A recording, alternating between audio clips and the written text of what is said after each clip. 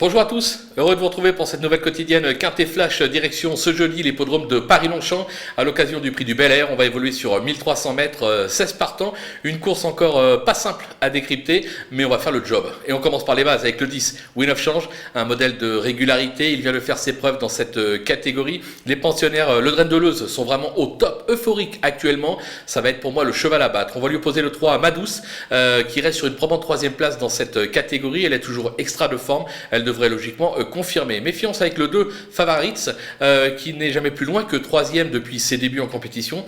Il s'adapte à tous les tracés, à tous les parcours. Au top, il doit lui aussi pouvoir faire galoper mes favoris. Du côté des opposants, attention avec le numéro 9, Chalali, qui a été façonné en province. Il est temps pour lui donc de débuter en région parisienne. Il est raccourci pour l'occasion, mais je pense que ça devrait servir ses intérêts. Attention, révélation possible. Le numéro 6, Génétique, qui vient de faire grosse impression en s'imposant dans une deuxième épreuve. Elle monte bien évidemment de catégorie, mais semble avoir la marge nécessaire pour y briller tout simplement. Le numéro 4, Maple Biscuit, qui vient remporter son quintet sur le parcours. Donc il a logiquement été pénalisé au poids, plus 7 livres, 3,5 kg. Maintenant, je pense que lui aussi possède encore un petit peu de marge pour pouvoir conclure dans la bonne combinaison.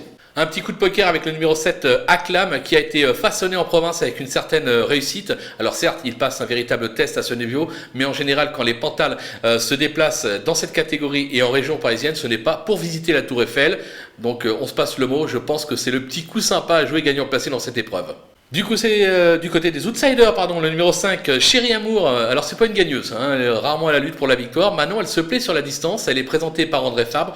On ne sait jamais quelles sont les limites des pensionnaires d'André Fabre, notamment dans ces événements. Elle peut tout simplement s'imposer. Moi, je la vois plutôt pour une place. Le numéro 14, Penny Whistle, qui vient de surprendre à ce niveau et sur ce parcours. Alors, elle s'est montrée ce jour-là très accrocheuse. Je pense que si elle répète cette performance, elle est tout à fait capable de jouer un rôle dans cette course. Le numéro 8, Morejoy, qui est doté de beaucoup de vitesse, mais qui a encore besoin d'être façonnée, de s'endurcir un tout petit peu. Et pourtant, elle sera pilotée par un Stéphane Pasquier. Vous savez qu'en général, Stéphane Pasquier, je le glisse très très haut dans mes sélections. Ça sera un regret, mais pour moi, elle est encore un peu tendre. Donc si vous avez la place, vous la glissez, comme l'As. Identifit, qui a été supplémenté pour l'occasion. C'est un cheval qui vient d'échouer dans une listed. Il descend de catégorie, mais je pense qu'il n'a plus trop de marge au poids. C'est la raison pour laquelle je le place aussi bas. Et on conclut ces outsiders avec le 11, Satisfield, qui vient d'ouvrir son palmarès sur un sprint. Elle se plaît également sur ce type de distance. Elle est bien engagée. Elle aussi, si vous avez la place, ne l'écartez pas trop hâtivement parce qu'elle est tout à fait capable de venir brouiller les pistes. Mais il faut faire des choix. J'ai fait le choix de ne pas la retenir dans ma sélection.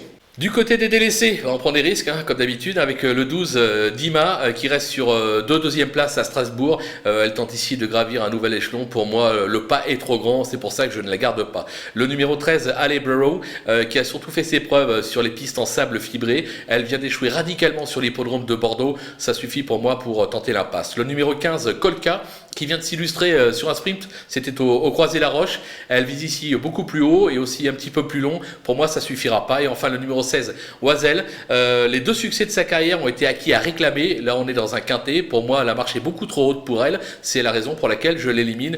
C'est la première que j'ai éliminée de la course. Voilà, on a fait le tour. On va se quitter avec un récap de ma sélection et surtout quelques conseils de jeu. Bonjour à tous.